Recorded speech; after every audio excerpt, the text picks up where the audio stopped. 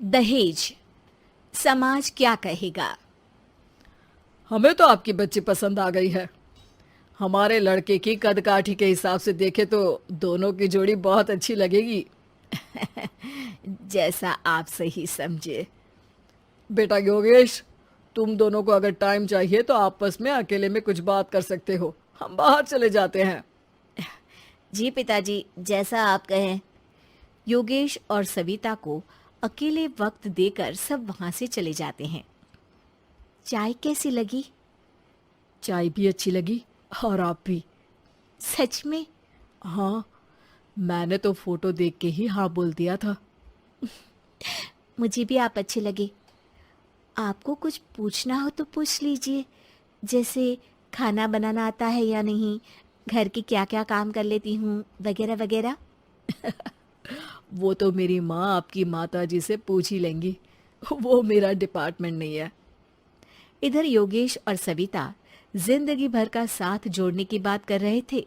उधर सविता के पापा योगेश के पिताजी के सामने हाथ जोड़ के खड़े थे। देखिए, हमारा बेटा पढ़ा लिखा है, अच्छी नौकरी करता है। उसमें जितना पैसा लगा है कम से कम उतना तो मिलना चाहिए ना। 10 लाख से कम में तो नहीं हो पाएगा। बेटी हमारी बहुत होनहार है और 7 लाख भी तो कम नहीं होते हैं ना जी। अगर आप हमारी बेटी को शादी के बाद काम करने देंगे तो 3 लाख तो 6 महीने में ही कमा लेगी। हमारे घर में ये सब नहीं होता। औरतें घर संभालती हैं और आदमी बाहर के काम। जरा मेरी बात तो समझिए। एक कार देने के बाद 10 लाख रुपए नगद देने में हमारी कमर टूट जाएगी। और इसके अलावा टीवी फ्रिज तो देना ही पड़ेगा। शादी की तैयारियां, मेहमानों की पूछ परख, बारातियों का स्वागत। बेटी की शादी में बाप पर बहुत दबाव होता है जी। देखिए, हमारा बेटा कोई दुकान में रखी चीज नहीं है जिसके ऊपर हम भाव ताव कर सके और आप उसे कम दाम में खरीद लेंगे। 10 लाख से एक भी रुपया कम नहीं होगा। ठीक है, जैसा आप कहे जी, पर आधा पैसा अभी और आधा कन्यादान के वक्त दे देंगे। अरे, इसमें भी किश्त मांग रहे हैं आप? हमने तो सोचा था कि अच्छा परिवार होगा आपका। अच्छा ही परिवार है देवनाथ जी, पर पैसों की थोड़ी तंगी है ना, वरना सब ठीक ही है हमारे परिवार में जी। देवनाथ वहां से अपने बेटे योगेश को लेकर चले जाते हैं और कुंडली मिलवाई जाती है। 36 में से 32 गुण मिलते हैं। जल्द ही शादी का मुहूर्त भी निकल आता है।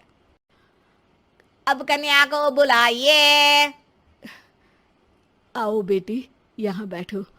योगेश की बाई और। मंत्रोच्चार शुरू करते हैं। मंगलम भगवान विष्णु मंगलम गरुड़ ध्वजा मंगलम।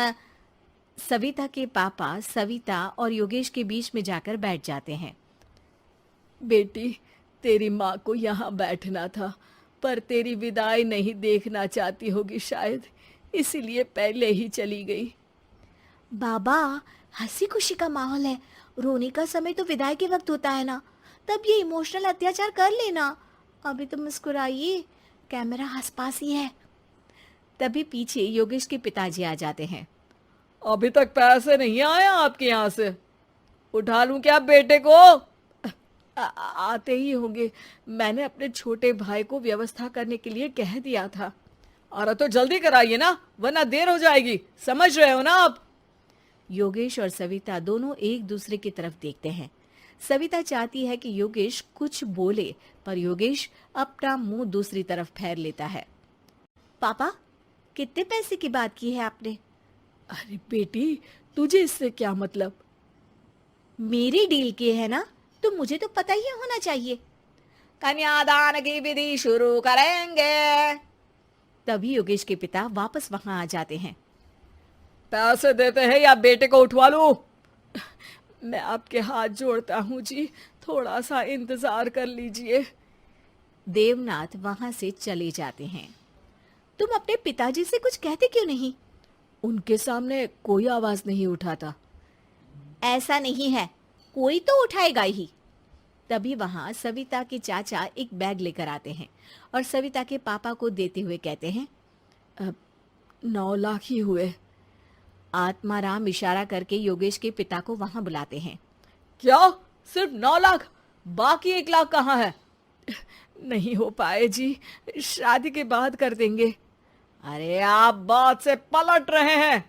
जल्दी से अभी के अभी पूरे पैसे लाइए, वरना बेटे को उठाऊं क्या? देखिए मैं आपके पाँव पड़ता हूँ। रुक जाइए पापा, रिश्ते हाथ पकड़कर जोड़े जाते हैं, पांव पकड़कर नहीं। बेटी तू चुप रह। नहीं, ये कब से बस कह ही रहे हैं कि उठवा लूं, पर कोई उठ ही नहीं रहा। लो, मैं ही उठ जाती हूँ। बेटा, अपशगुन हुआ। दहेज लेना सबसे बड़ा अपशगुन है, पाप है, पाखंड है। और योगेश, तुम्हें मैं पसंद हूँ तो कुछ बोलते क्यों नहीं? और तुम्हारे पिताजी, अरे देवनाथ जी, आपके नाम में ही बस देव है, काम तो आपके असुरों जैसे हैं। पर गलती आपकी नहीं, गलती मेरे पिताजी की है, जो आप जैसे लोगों को घर की दहलीज भी चढ़ने देते हैं। लेकिन एक बात साफ है, मैं आपके घर की दहलीज कभी नहीं चढ़ूंगी। अरे बेटा, समाज क्या कहेगा? यही कहेगा कि सविता के भीतर की माँ दुर्गा जाग गई थी, जिसने पापा के खिलाफ, गलत के खिलाफ आवाज उठाई। आसपास के लोगों ने जोरदार तालियां बजाई। समाज की तालियों से पता चला कि समाज क्या कहेगा। समाज ने सविता की बात को स्वीकार भी किया और उसको अपने सर आंखों पर भी बिठा लिया। सविता के पिता में हिम्मत जागी और उन्होंने कहा, देवनाथ जी, आप कह रहे थे ना बेटे को उठा लूं क्या? उठा लीजिए। हमारी बेटी को आपका लड़का पसंद नहीं है और हमें आप